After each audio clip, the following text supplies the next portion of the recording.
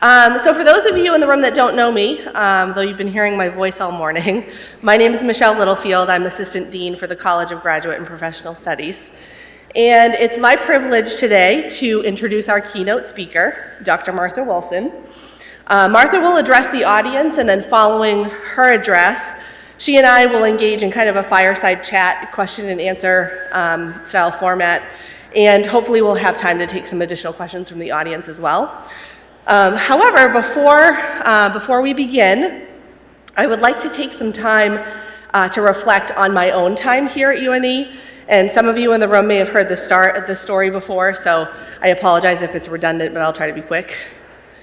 On May 14th, 2012, I walked onto this campus not quite knowing what to expect of my first day as marketing manager for online worldwide learning. I had chosen to take a leap out of the financial services sector and into this position at a health sciences university.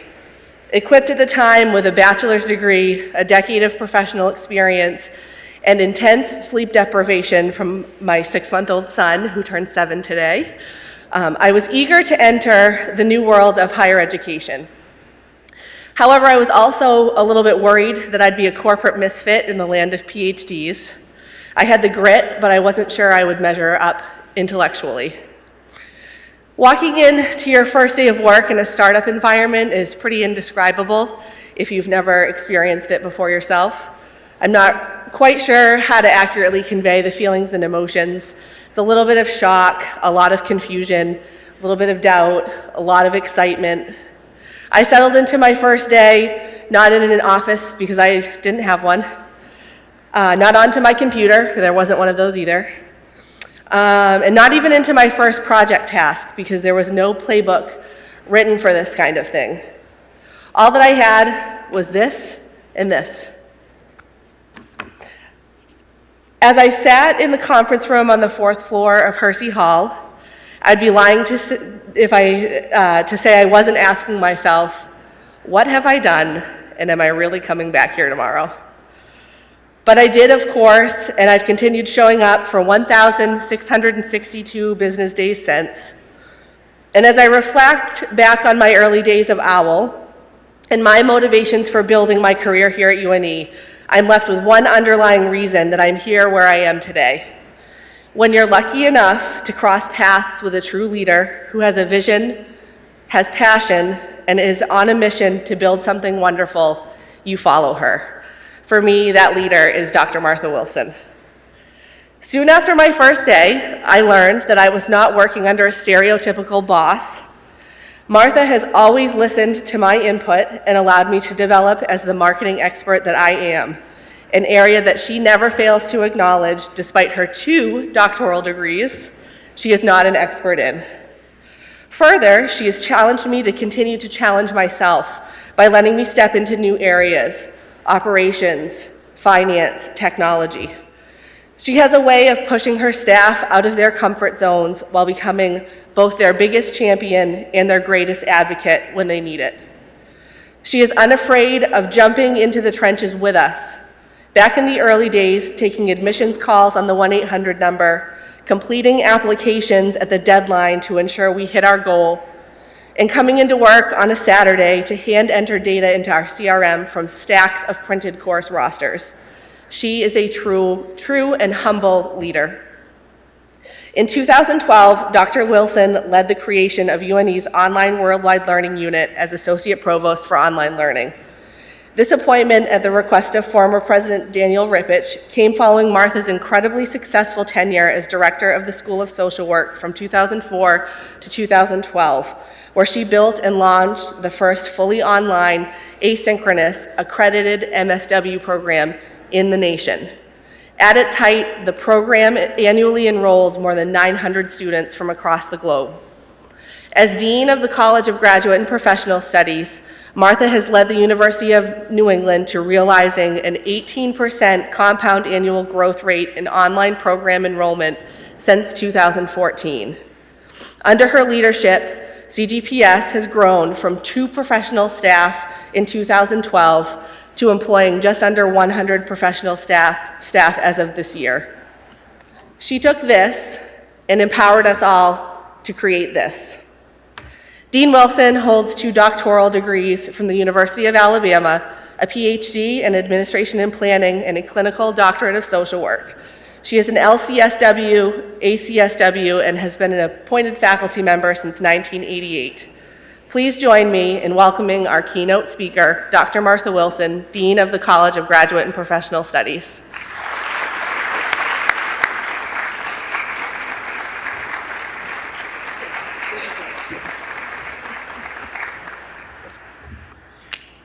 Thank you, Michelle. Well, now that I've been thoroughly embarrassed,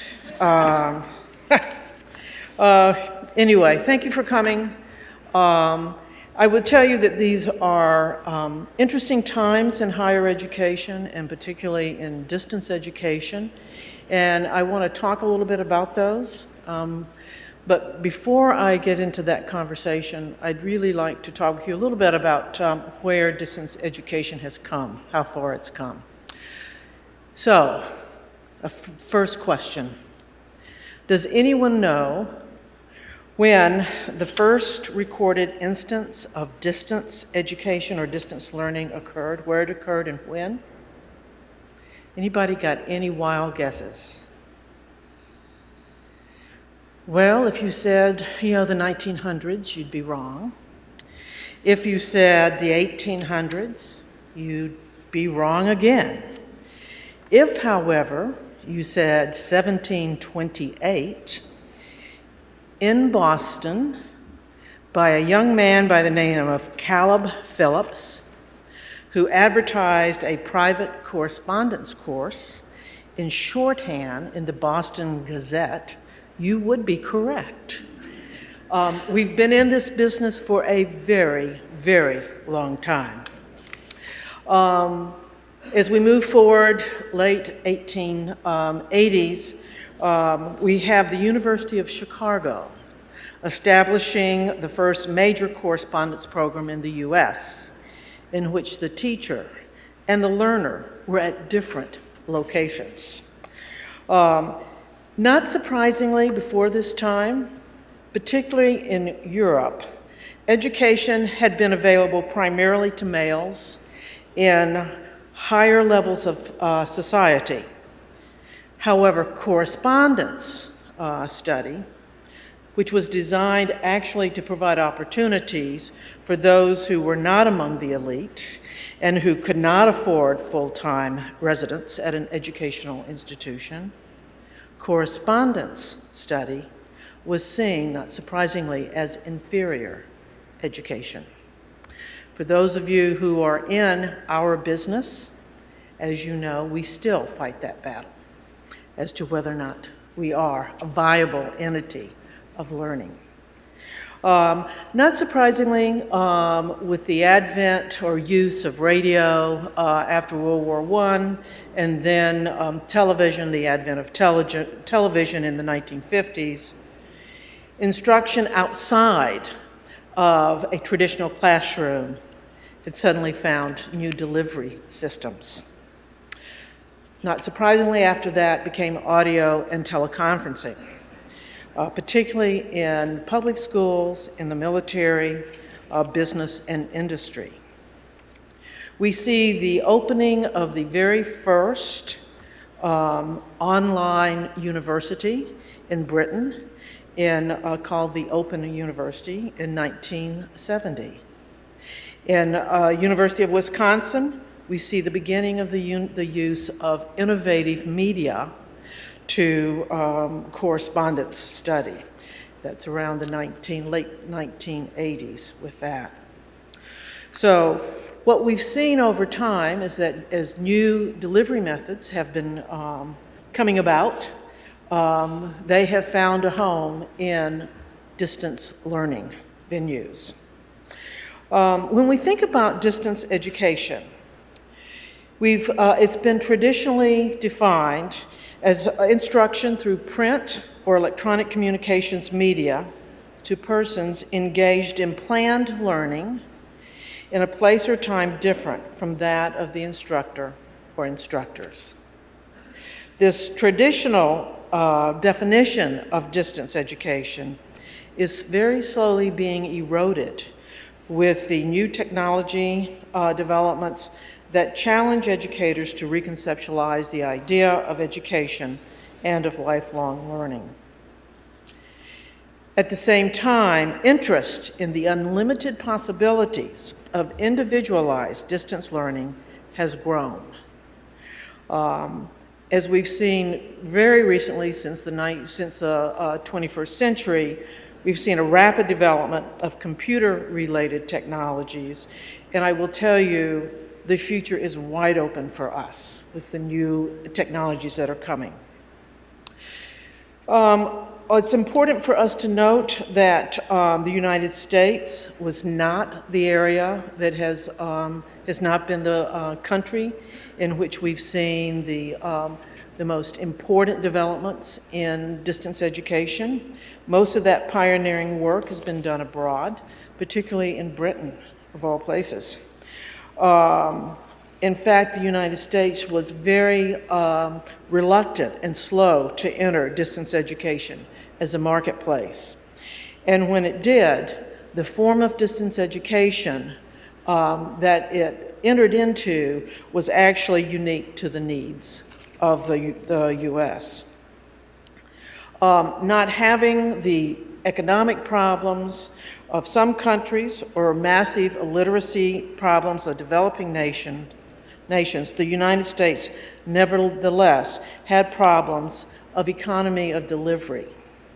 Teacher shortages in areas of science, math, and foreign language, combined with state mandates to rural schools, produced a climate in the late 80s conducive to the rapid development of online and distance education.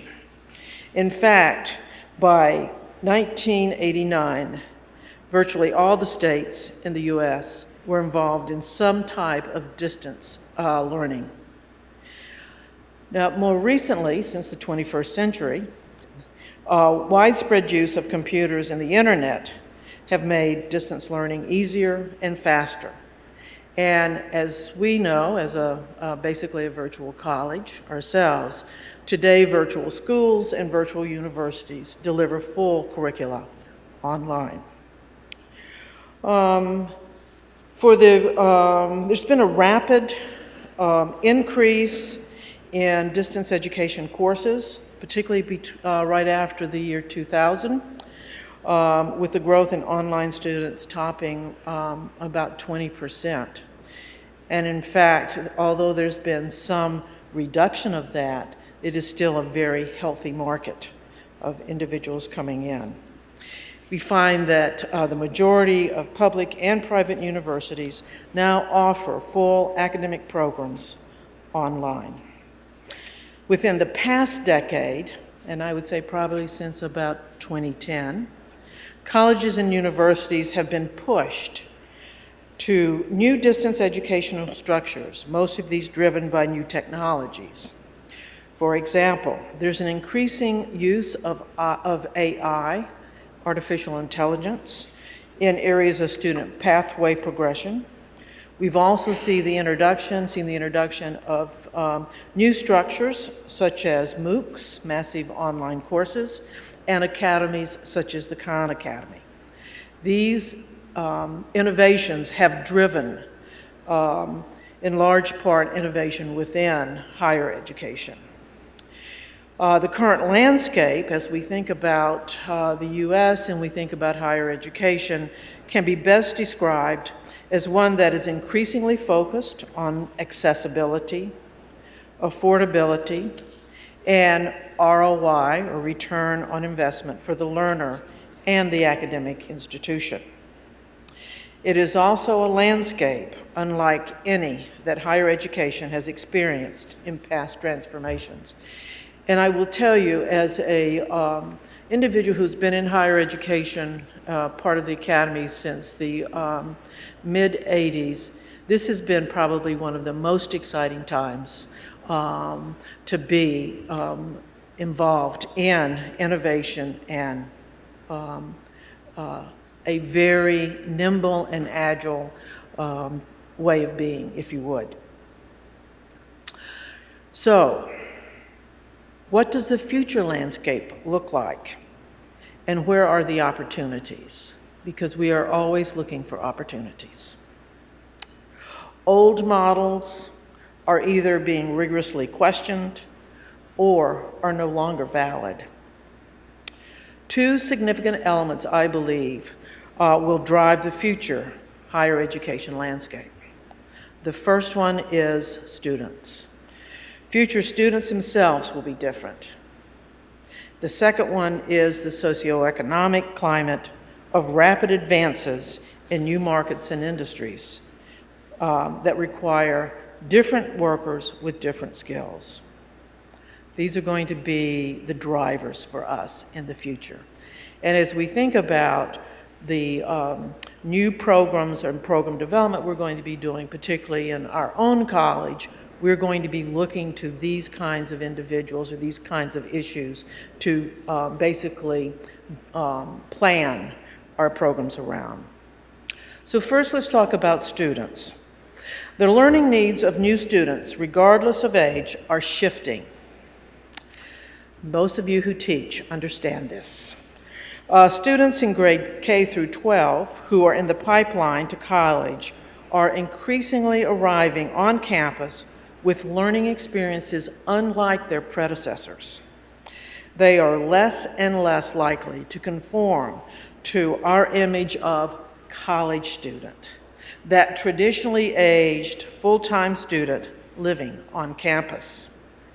They come to campus with a very different idea of what knowledge acquisition looks like. Many know how to find information for themselves. They Google it, they go to Wikipedia. They do not want a master expert holding forth in front of the class. They want a facilitator who will encourage connected learning with their peers, where they can engage with each other, each bringing different strengths to the experience. For these students, learning is social. They expect to be makers and creators and do not want to receive information as a broadcast. The idea that they would be doing work for an audience of one, the professor, and that they may have to wait long periods for any feedback or response to their work just simply does not fit that model. Current undergraduate and graduate students are facing an economy in which industries expand and contract with alarming speed, and where the job market will look wholly unfamiliar to them by the time they reach the midpoints of their career.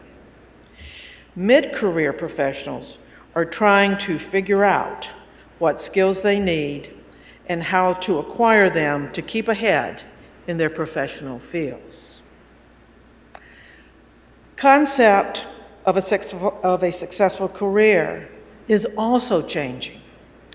The goal of prior generations, like my parents, and believe it or not myself, might have been success in jobs marked by stability, often with a single employer. By 2040, careers will be marked by experiences and engagements that are highly personalized. What we think of today as a workforce of contractors and freelancers, and we sometimes think about that kind of looking down our nose, if you would, as a workforce of contractors and freelancers will become commonplace as more white-collar workers are employed in a gig economy in which individuals may change jobs and employers more than a dozen times and may engage in as many as 5 different careers over the course of their working lives. It's enough to make you tired thinking about it. The job itself is in rapid flux. Workers in the 21st century enter workplaces where knowledge churns at an accelerating rate, and skills must be renewed to remain relevant. graduate degrees and credentials signifying mastery of specific skills that would have propelled past generations through careers spanning 40, 45, 50 years are becoming less important than acquiring skills that grow over decades and allow individuals to master the churn of knowledge. This new learner, this new student, will require a change in how learning is structured and taught. This, in turn, will push institutions towards an increasing use of technology and more varied approaches to educational products in the future academy. Successful universities in the future will be those who invest in the pipeline to help students acquire new and renew skills, not only through formalized degrees, but with programs and products, services that are relevant and valuable throughout their lifetime. We are now talking about an institutional commitment to lifetime or lifelong learning, in which the individual is an episodic learner coming and touching base with us as they need to have new skills or new knowledge for themselves. Universities will prepare for these new kinds of learners, create new ways to acquire knowledge, establish lifelong ties with alumni, address the churn of knowledge, and provide a lifetime or lifelong educational platform. And we are talking here about rigorous, high-quality experiences that are individualized, personalized, and sustainable for a lifetime. So, successful university will not only meet the educational needs for an individual to get the first job after graduation, but also to achieve active career changes and advancement over a lifetime. What we're talking about here is the new whole person education, if you would. You will focus on individualized lifelong learning pathways that are flexible, educational pathways, and credentials recognizing continuing learning. And as we start thinking about these, we start thinking about the things that we're talking about in the College of Graduate and Professional Studies. We're thinking about smaller credentials, we're thinking about modules, we're thinking about stackable credentials. All of those kinds of things are the kinds of things that this new learner is going to want. This new model will focus on the depth of learning through competency, what the learner actually knows, instead of that time spent in the seat. At the rate new knowledge is being created and new skills are being demanded by employers, most workers cannot take 2 or 4 years off or from their working lives to achieve yet another degree as the only credential for learning. So micro-credentials will help meet the demand for this retooling, if you would. New products might include types of learning credentials that are more granular and more reflective of student achievement than current degrees. Students want and will insist upon more possibilities for them to customize their own education. Remember the playlist. Remember the playlist. They want to experiment and mix and match their learning experiences. They are interested in things like portfolios and other forms of recognizing what they have learned. They like to look at it. They like to know it. They're also going to require much more personalized education that will maximize the use of data analytics in the educational process. And this is particularly true with undergraduate education, where many colleges and universities are beginning to use predictive analytics to identify students who need help or in danger of dropping out. So we're going to continue to see those kinds of things. In summary, the future student will face a marketplace that will require them to master the churn of knowledge. Equipping them for the marketplace will mean that the university must develop a culture of deliberate innovation, purposeful innovation. The institution will need to bridge organizational silos and shift academic structures and processes when necessary to better align with the promotion of innovation and to align with the needs of these new learners. Institutions who become deliberately innovative will be able to nimbly adjust to a changing student and economic environment. And those are all of my comments.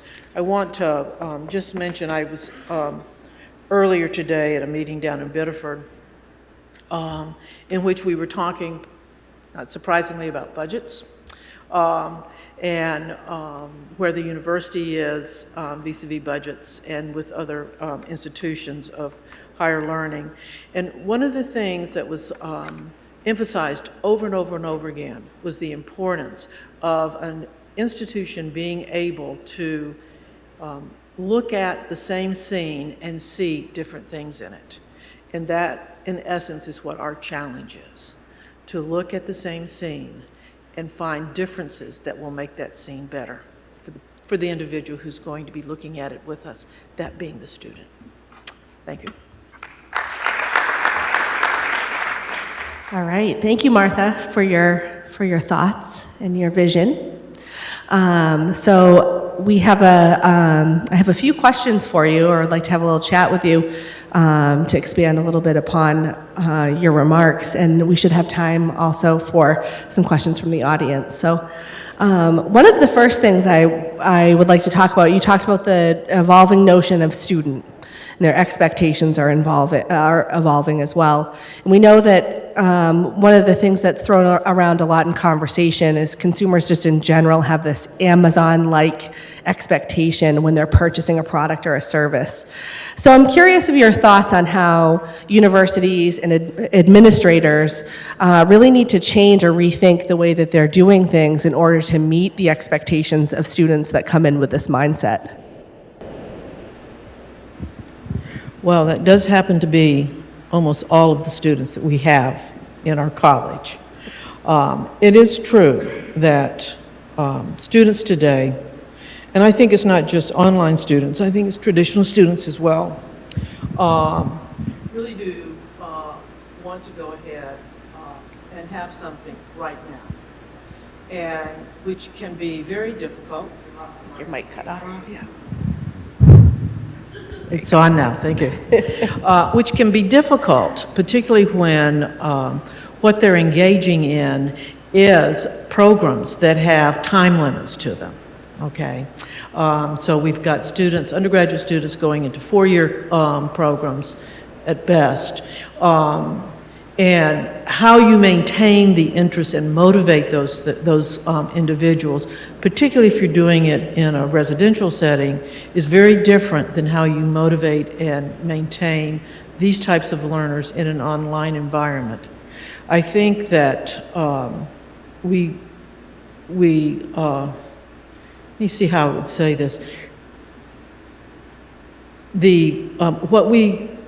What would work best, or what are some ideas about addressing this, is to think about the ways in which we package our degrees, the manner in which we allow a student to come and go, and I know some of the coming and going has to do with stakeholders outside of us, like the registrar's office, individuals who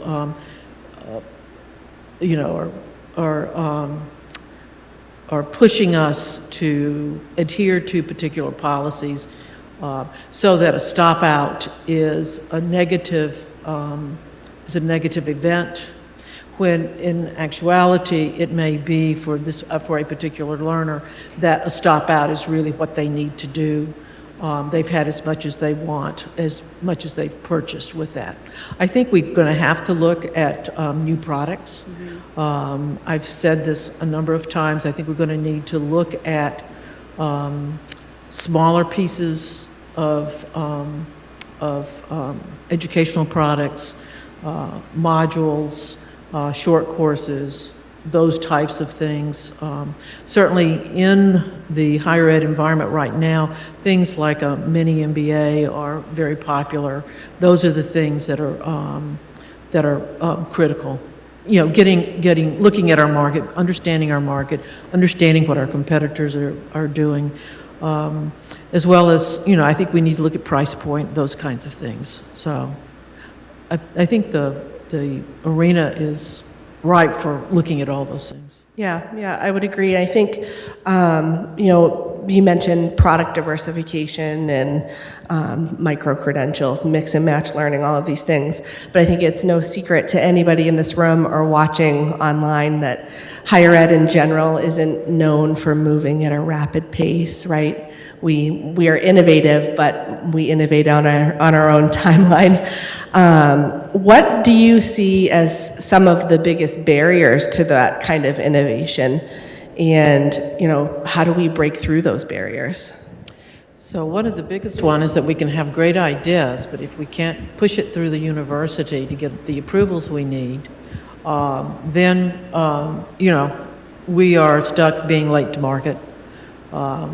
And with our competitors, you know, far ahead of us. You know, I think, so those are the kinds of barriers, I think, that we oftentimes are running up against with that. I think we also work in an environment that's very risk aversive. And when we're talking about being innovative, we're talking about taking risks and trying to find a balance between something that is high risk and something that's no risk. That middle part is going to be critically important for us. I mean, I think we've tried a number of ways to address that when, you know, we think, well, this is not going to be a big sell. This is not going to create the kind of revenue that we need to.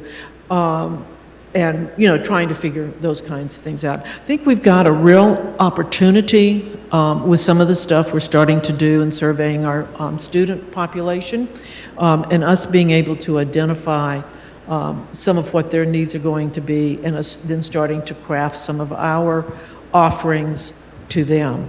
And I think that we oftentimes think that offering has to be crafted as a program or as a course, but we may end up having to craft those offerings as a bit smaller and be thinking about things like a string of webinars or some kind of an interface like that that will provide the skills and provide the knowledge back to that student. Yeah, I think, yeah, sure. The other thing I would say is that as we start talking about those things, it's important to understand that we live in an institution that actually understands course, credit hour, degree. And so we're talking about different structures that are different from what the rest of the university understands. And so we've got some education to do as well. We had that experience when we were doing the CBE program with health informatics. I mean, it's just we've got to push out and experiment with different kinds of delivery and different ways of looking at how we are providing students their education. Right, yeah. And pushing those things out and educating, you know, it opens the door for opportunity in a number of ways.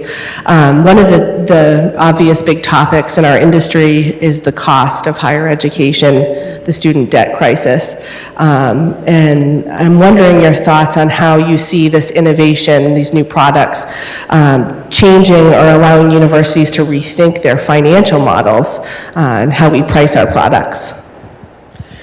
Well, you know, certainly I think we're all concerned about affordability.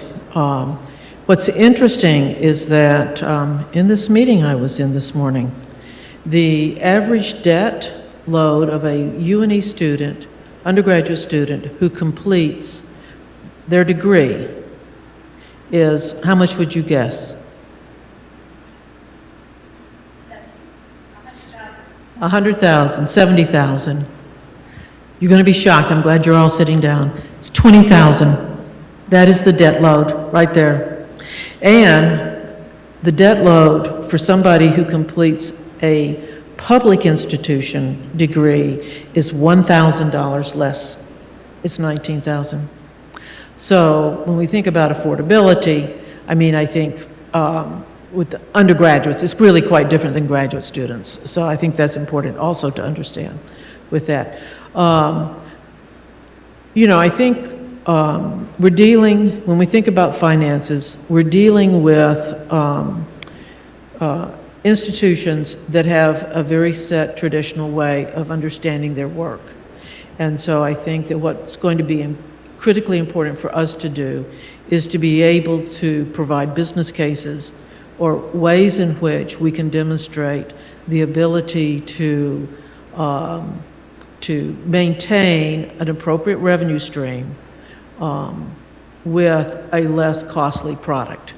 And how we do that is really going to be, it's going to have to be a very thoughtful step down with price. So I have no magic bullets.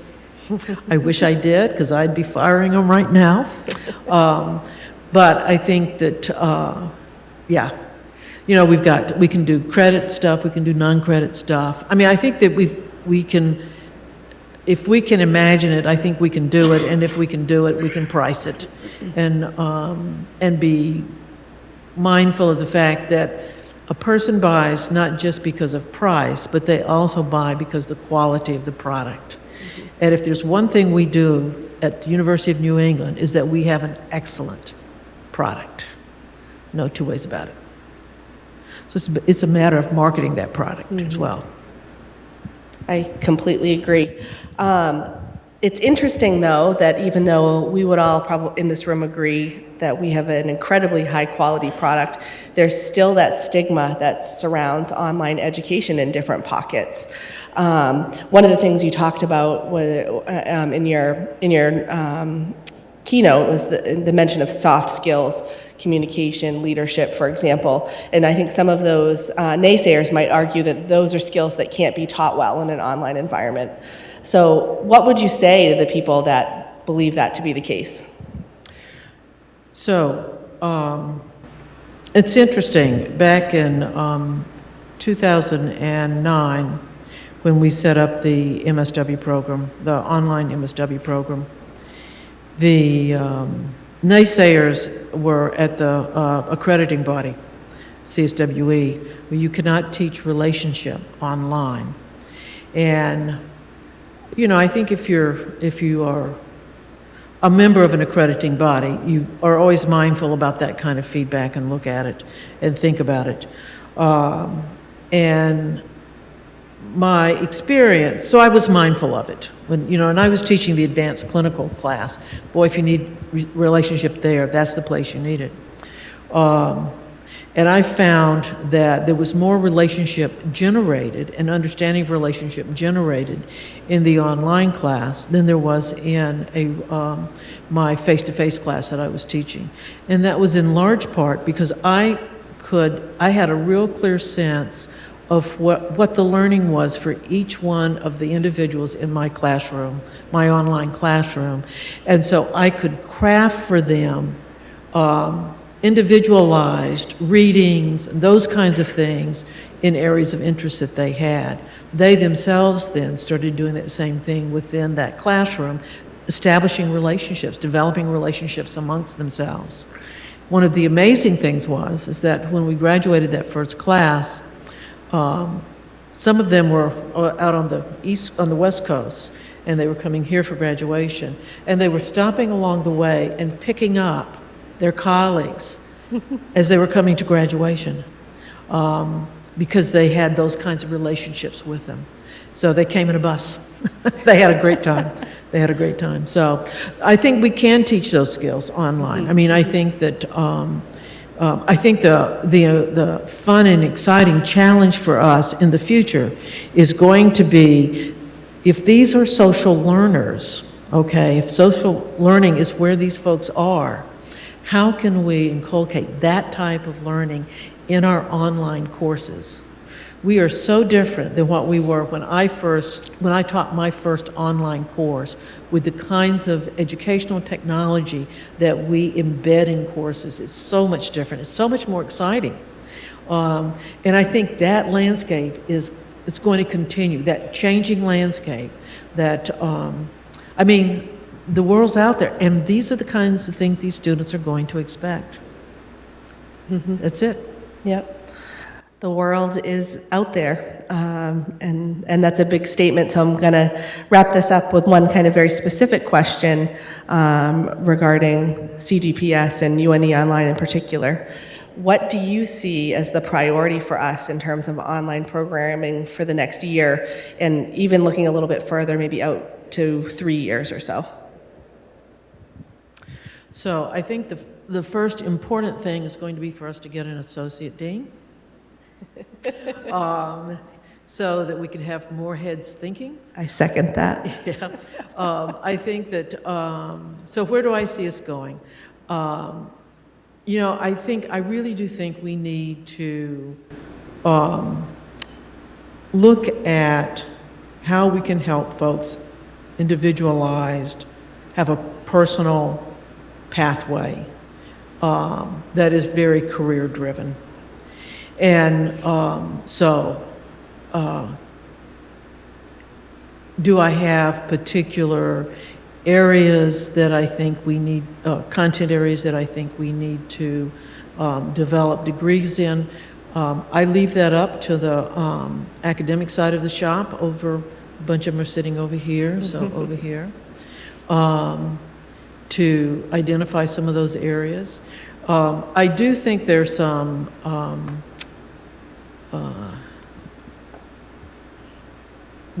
organization we need to get to. We've got a strategic plan. We need to continue that process with that.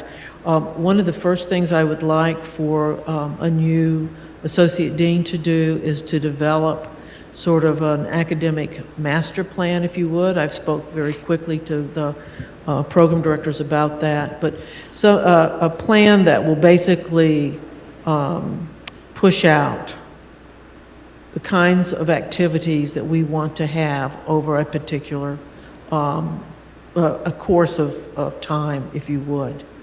I'd like to see us doing non-credit. I'd like to see us doing more certificates.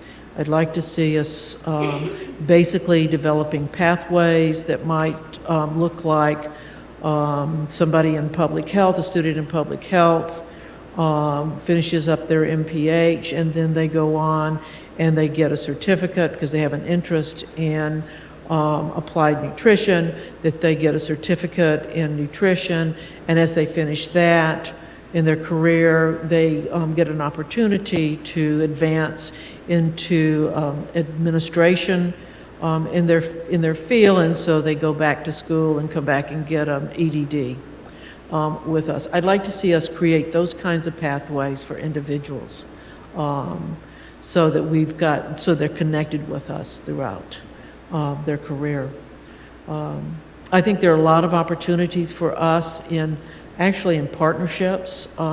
We've had one partnership with the Bangor Savings Bank that was a lot of work, but I think it was a very successful partnership.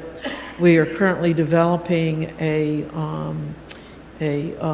project management certificate that is going to be focused primarily on as development for the CGPS staff initially.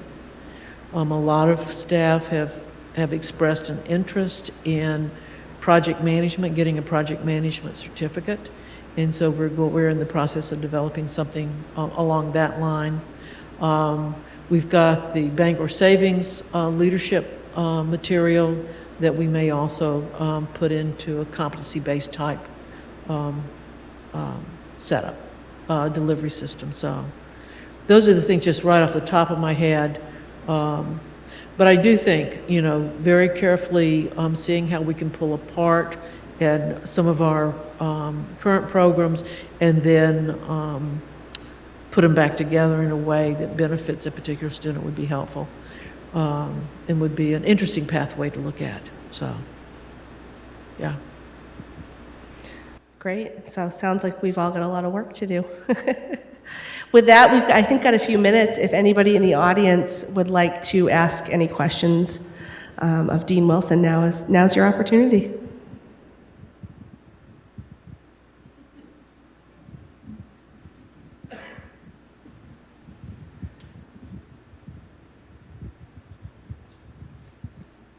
Hello, Dean Wilson. Quick question.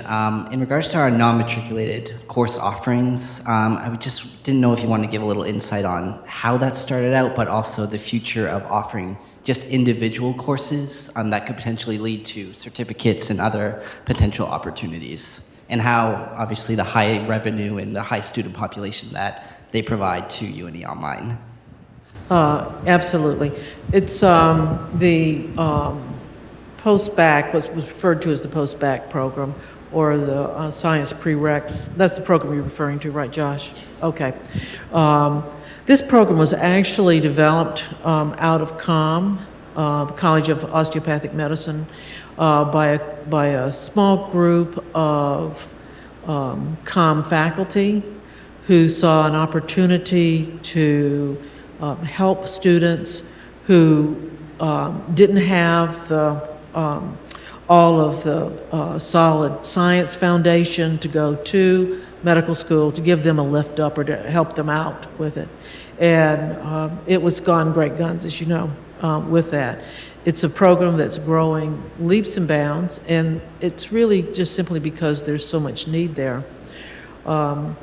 We have need in other places as well, but I don't think it's the need that would be at the volume of the science prereqs. For example, we have very often, in fact, we have individuals contacting us to take what we might call a one-off course that they might need for some kind of a certification or just have an interest in. And these individuals routinely are allowed to do that, to take those courses. We don't publish it. But one of the benefits of being in an online environment is that we don't need to worry about seats in the classroom, because we have an infinite number of seats in that classroom. So I think that I would envision that we will take a strong and serious look at non-matrics other than the science prereq non-matrics, and probably think about how we might provide a structure for those.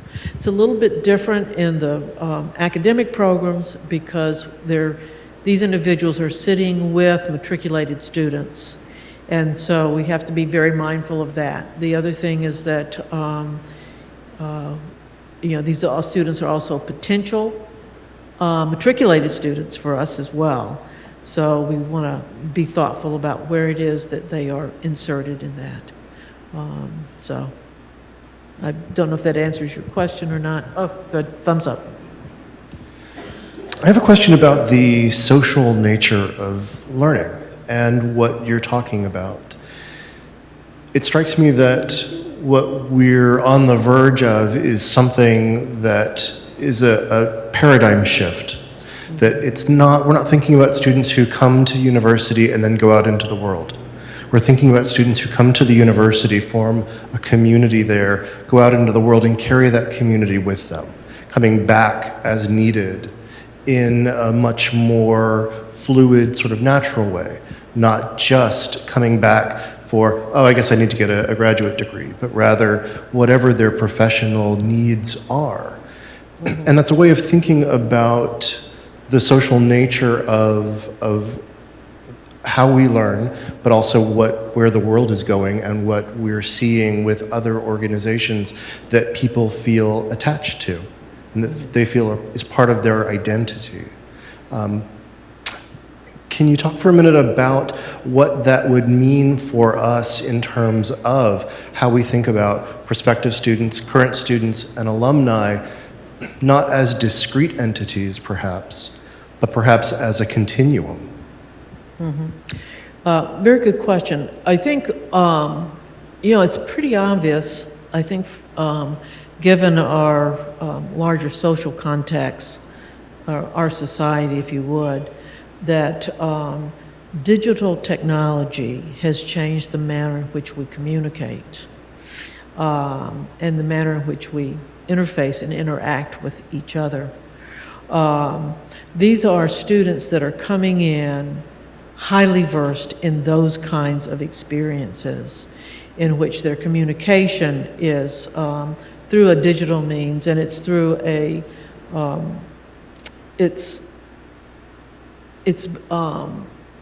everybody's contributing to that process, if you would, which is the reason why learners today are less interested in listening to a lecture, and they're much more interested in sitting around a round table and talking with each other and sharing.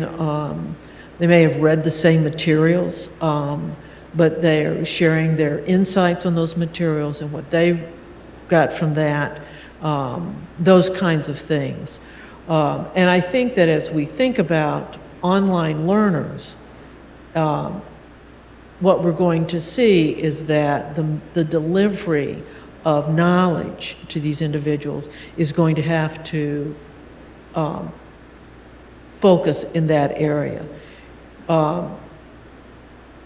It is true that online curriculum is less driven by sage on stage and is much more driven by guide by the side.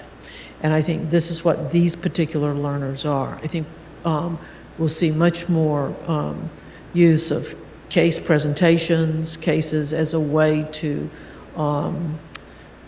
look at and learn things about particular kinds of knowledge or content or something like that.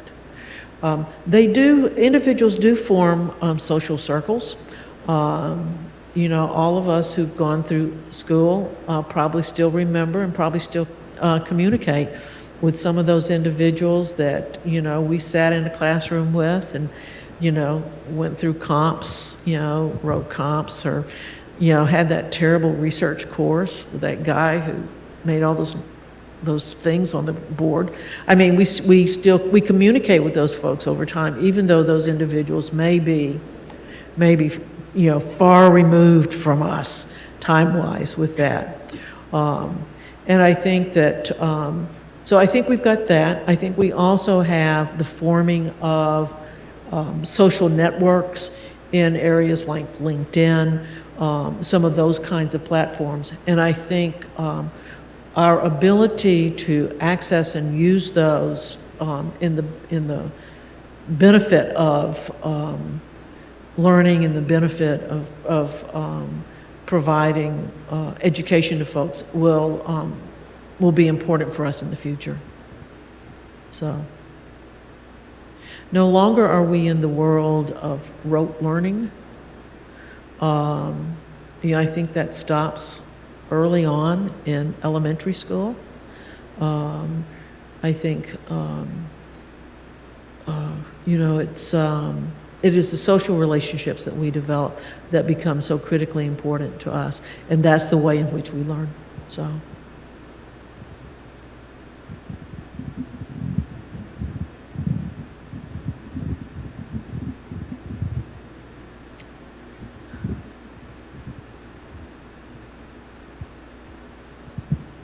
Did we have one more question? Olga has a question. Yeah. I would like to shift gears a little bit, if you don't mind, and ask you about a lot of individuals you think will succeed in this hybrid environment. Okay, I will repeat my question. So my question is about staff, professional staff that are employed in higher ed. What do you think will be the successful individuals? What trade skills, knowledge that will help them succeed in higher ed? What kind of demands as employer you have for such individuals? That's a very interesting question, because I think that how we understand careers is really changing. And, I can remember, I don't even remember who it was the first time somebody left, it wasn't the college, it was the OWL unit. And it was like, well, why wouldn't they want to stay for the rest of their life with us? And of course, built into this process is an understanding that I think people experience a place and then they get a different opportunity, or they have a different interest and they go to that. And so that's that multiple careers, multiple companies kind of thing. I remember my mother was upset the first time I left, the first full-time job I had. What do you mean you're going somewhere else? You gotta stay there. She actually was right, because I didn't have to pay for medical care at that point, and I should have stayed there. So what kind of traits? I think adaptability. I think we need to be thinking about folks who are able to handle ambiguity well, because this is a changing environment.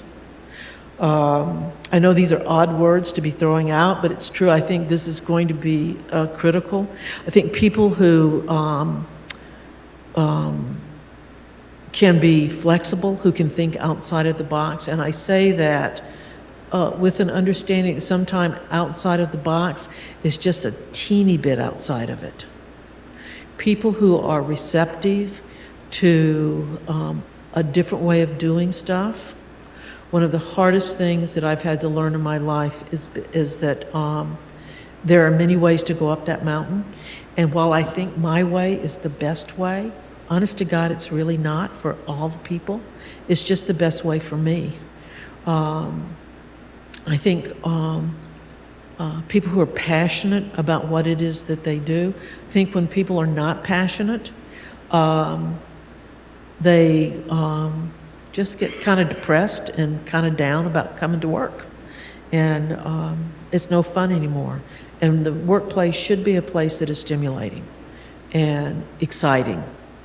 And it's hard to be that with some of the jobs that we have, which is the reason why, HR may say, oh my God, you've had so many people leave. And I say, well, but I've had so many people go to places that are exciting for them to go to, that they're excited about. And yeah, I'm sad that they're leaving us because, they're trained up. But I'm so excited for them because they've got something else that they're going to be doing that they're going to enjoy so much. So, yeah, I don't know that, so as far as, so those are really sort of soft skills, really. As far as hard skills or technical skills, certainly I would not see somebody with my level of technical expertise being dean of this college in 5 years, 10 years. I mean, trust me, the next person who sits in my chair is going to be much more capable technically than I am. So, yeah, enthusiasm, willing to take on challenges and stay with it. Yeah, those are, who basically really feel that that what they're doing is so important, not for themselves, but for the person that they're doing it for, which are our students. And, can sit back when we have graduation and just grin from ear to ear because you know that you've touched every one of these folks. And that a little bit of you is going out with them. And that is indeed what happens. A little bit of us goes with them. Now we just need to get a little bit back. So, but to do that, we've got to basically commit ourselves to providing them a pathway that works for them, not one that works for us. So, and it's our ability to kind of parse that out. So, yeah. I don't know if that answered your question, but it's, yeah.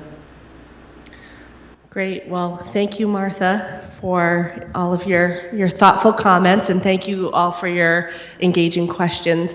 We are going to take a little bit of time just to reset the stage here, and then we will jump right back in with track 2 of the day, which is workforce development, career readiness, and job placement.